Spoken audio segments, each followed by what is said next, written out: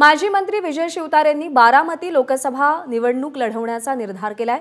महायुतीकडून बारामतीची जागा अजित पवार गटाला दिली जाणार आहे आणि त्यामध्ये आता शिंदे गटात असलेल्या विजय शिवतारेंनीच अजित पवारांविरोधात शड्डू ठोकलाय। याच पार्श्वभूमीवर विजय शिवतारे एकनाथ शिंदेंच्या भेटीला गेलेत। दरम्यान या बैठकीमध्ये शिवतारेंची मनधरणी करण्यात शिंदेंना यश मिळतं का की शिवतारे आपल्या भूमिकेवर ठाम राहतात हे पाहणं महत्त्वाचं असेल।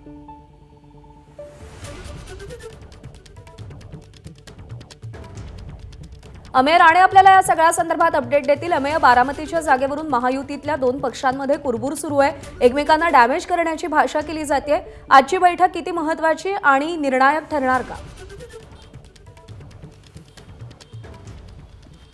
प्रज्ञा, ही बैठक अत्यंत महत्त्वाची आहे कारण की मुख्यमंत्री एकनाथ शिंदे यांच्या अध्यक्षतेखालील शिंदे गटाचे अनेक जे इच्छुक उमेदवार आहेत आणि पक्षातले महत्त्वाचे नेते आहेत ते या बैठकीला उपस्थित राहतील आणि आज कदाचित शिंदे गटाची म्हणजे शिवसेनेची 10 जणांची जी यादी आहे ती जाहीर होण्याची शक्यता आहे। यात आता कुणाकुणाची वर्णी लागते हे पाहावं लागेल। विजय शिवतारे यांनी आधीच आपली भूमिका स्पष्ट केली आहे। याआधी सुद्धा त्यांनी वर्षावर मुख्यमंत्र्यांची भेट घेतली होती, परंतु त्यांची समजूत अजूनही घातली जाते हे सध्याचं चित्र आहे। काही वेळापूर्वीच विजय शिवतारे आपल्या समर्थकांसह इथं दाखल झालेले आहेत। विजय शिवतारे आतमध्ये गेलेले आहेत, त्याचबरोबर शंभूराजे देसाई असतील, उदय सामंतही बाजूच्याच बंगल्यात आहेत। त्यामुळे ठाकरे गटाची एक महत्त्वपूर्ण बैठक सध्या वर्षावर पार पडते असं चित्र आहे।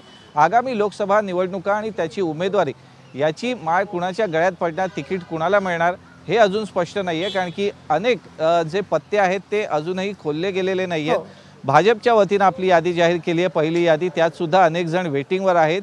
विद्यमान खासदारांचं सुद्धा त्यात काही जणांचं नाव नाही आहे, काही जणांची जागा ही बदलली गेली आहे। त्यामुळे आता शिंदे गट काय भूमिका घेतं, त्यानंतर अजित पवार गटाला किती जागा मिळतात हे अजून स्पष्ट नाही आहे। त्यामुळे अजूनही महायुतीतली जी जागा वाटपाची चर्चा आहे ती सुद्धा एकीकडे चालू आहे, तर दुसरीकडे आता इच्छुक उमेदवारांनी आपापली भूमिका स्पष्ट करण्यास थोडासा त्यांचा अवधी बाकी आहे कारण की अजूनही जाहीर झालेली नाही आहे जागा आणि उमेदवारांची यादी। ती जाहीर झाल्यानंतर कदाचित कोण कुठं बंड करतो हे सुद्धा पाहावं लागेल। परंतु सध्या वर्षावरती महायुतीची एक बैठक पार पडते आणि आज कदाचित शिंदे गटाची पहिली यादी सुद्धा जाहीर होण्याची शक्यता आहे। प्रज्ञा, या संदर्भातले अपडेट आम्ही तुमच्याकडून जाणून घेत राहू। सध्या धन्यवाद दिलेल्या माहितीसाठी।